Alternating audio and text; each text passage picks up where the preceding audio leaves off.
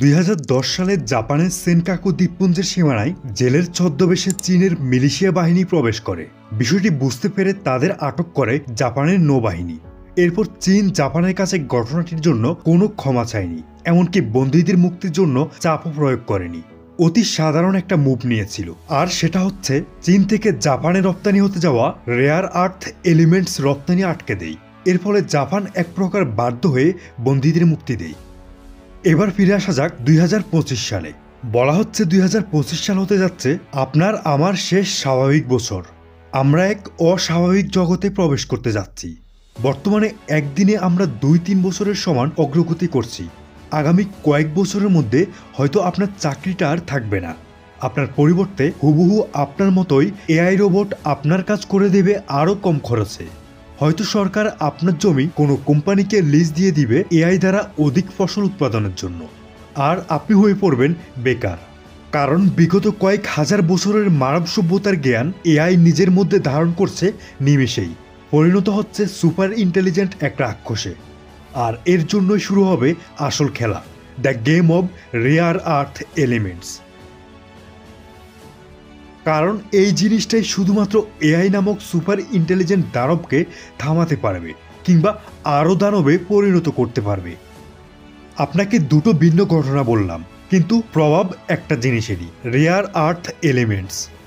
এই rare earth element জিনিসটাই কি যেটা মানব সভ্যতার জন্য এত গুরুত্বপূর্ণ? ইউরোপিয়াম, প্রমিথিয়াম, স্ক্যান্ডিয়াম সহ মোট 17টি মৌলিক পদার্থকে একত্রে বলে রেয়ার আর্থ এলিমেন্ট, যা তেল, কয়লা, স্বর্ণের মতোই খনিজ সম্পদ। এখন বলতে পারেন এই খনিজ সম্পদগুলো কিভাবে চীনের কাছে জাপানের মতো দেশকে নত স্বীকার করাতে পারে, আবার আর্টিফিশিয়াল ইন্টেলিজেন্সের অগ্রগতিতে বাধা দিতে কিংবা সহায়ক হতে পারে? তা বুঝতে হলে আগে জানতে হবে এই রেয়ার আর্থ এলিমেন্টস কী কাজে ব্যবহার হয়। আচ্ছা বলুন তো, চ্যাটজিপিটি সহ অন্যান্য এআই টুলস আসার পর কোন কোম্পানিটি সবচেয়ে বেশি প্রফিট করেছে? সেটা ছিল এনভিডিয়া। কারণ এআই এর জন্য সবচেয়ে জরুরি হচ্ছে উচ্চ প্রযুক্তির কম্পিউটার চিপ, আর এনভিডিয়া হচ্ছে চিপ তৈরির রাজা। তার মানে যদি চিপ সরবরাহ বন্ধ হয়ে যায় তাহলে আর্টিফিশিয়াল ইন্টেলিজেন্সের অগ্রগতিও অনেক স্লো হয়ে যাবে, এমনকি থেমেও যেতে পারে। আবার এই চিপের সরবরাহ বৃদ্ধির মাধ্যমে এআইকে সহজলভ্য করে ফেলা যাবে। তাহলে আমেরিকার মতো ব্যয়বহুল দেশও কম খরচে এআই রোবট ব্যবহার করে নিজেদের পণ্য নিজেরা উৎপাদন করতে পারবে। অর্থাৎ সস্তা লেবারের জন্য বাংলাদেশের মতো তৃতীয় বিশ্বের দেশের উপর তাদের আর নির্ভর করতে হবে না। বিষয়টা কতটা ভয়াবহ হতে যাচ্ছে কল্পনা করতে পারছেন? উচ্চ প্রযুক্তির চিপ তৈরির জন্য সবচেয়ে জরুরি যে জিনিসটা সেটা হচ্ছে রেয়ার আর্থ এলিমেন্টস। তার মানে যদি রেয়ার আর্থ এলিমেন্টসের সাপ্লাই বন্ধ হয়ে যায় তাহলে উচ্চ প্রযুক্তির কম্পিউটার চিপ উৎপাদন থমকে যাবে, আর কম্পিউটার চিপ উৎপাদন বন্ধ হলে আর্টিফিশিয়াল ইন্টেলিজেন্সের অগ্রগতিও থেমে যাবে। শুধু কি আর্টিফিশিয়াল ইন্টেলিজেন্স, আমাদের হাতে থাকা স্মার্টফোন থেকে শুরু করে সর্বশেষ প্রজন্মের অত্যাধুনিক যুদ্ধ বিমান পর্যন্ত অতি প্রযুক্তির সব জিনিসপত্র তৈরিতে সবচেয়ে জরুরি উপকরণ হচ্ছে রেয়ার আর্থ এলিমেন্টস। অর্থাৎ রেয়ার আর্থ এলিমেন্টস ছাড়া আধুনিক প্রযুক্তি, সমরাস্ত্র শিল্প সবকিছুই থমকে যেতে পারে।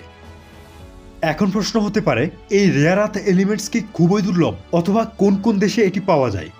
আসলে রেয়ার আর্থ এলিমেন্টস নামে রেয়ার হলেও বাস্তবে এটি পৃথিবীতে প্রচুর রয়েছে, প্রায় সব দেশেই আছে। কিন্তু সমস্যা হলো এর ঘনত্ব। কয়লা কিংবা তেলের খনিতে যেমন একসঙ্গে অনেক বেশি পাওয়া যায়, রেয়ার আর্থ এলিমেন্ট কিন্তু এমন না, বরং ভূগর্ভে ছড়িয়ে ছিটিয়ে আছে। কোথাও বেশি ঘনত্ব, আবার কোথাও কম ঘনত্ব। কম ঘনত্বের স্থান থেকে উত্তোলন করতে গেলে যে পরিমাণ উত্তোলন করা যাবে, উত্তোলন খরচ তার চেয়ে বেশি হবে। তাছাড়া রেয়ার আর্থ এলিমেন্টস উত্তোলন এবং পরিশোধনে প্রচুর পরিবেশ দূষণ, এমনকি তেজস্ক্রিয় পদার্থ চারদিকে ছড়িয়ে পড়ে, যার কারণে আমেরিকা সহ উন্নত দেশগুলোতে নানান কমপ্লায়েন্স মেনটেন করতে গিয়ে এর উত্তোলন খরচ অনেক বেশি পড়ে। সেই হিসেবে চীন অনেক কম খরচেই রেয়ার আর্থ এলিমেন্টস উত্তোলন এবং পরিশোধন করতে পারে। তাছাড়া এর 1/3 খনিজ চীনের নিয়ন্ত্রণে। জাপানের সাথে সংঘাত চলাকালীন অর্থাৎ 2010 সালে রেয়ার আর্থ এলিমেন্টসের 90% সরবরাহ ছিল চীনের হাতে, যার কারণে জাপানও বাধ্য ছেলের মতো চীনের কাছে নতি স্বীকার করে। ওই ঘটনার পর বিভিন্ন দেশ সতর্ক হয়ে যায়, নিজেরা এর উত্তোলন এবং পরিশোধন প্রচেষ্টা চালায়। কিন্তু এখনও বিশ্বের রেয়ার আর্থ এলিমেন্টসের 60 থেকে 70% সরবরাহ করে চীন। তাই তো সম্প্রতি যুক্তরাষ্ট্রের সাথে বাণিজ্য যুদ্ধে রেয়ার আর্থ এলিমেন্টসকে হাতিয়ার হিসেবে ব্যবহার করতে পারছে চীন। Well, we need Greenland for national security purpose. বর্তমানে ডোনাল্ড ট্রাম্পের গ্রিনল্যান্ড কেনার যে আগ্রহ সেটার পেছনে অন্যতম কারণ গ্রিনল্যান্ডে থাকা প্রচুর পরিমাণে রেয়ার আর্থ এলিমেন্টস। এদিকে বাংলাদেশেও নাকি রেয়ার আর্থ এলিমেন্টস পাওয়ার সম্ভাবনা দেখা দিয়েছে।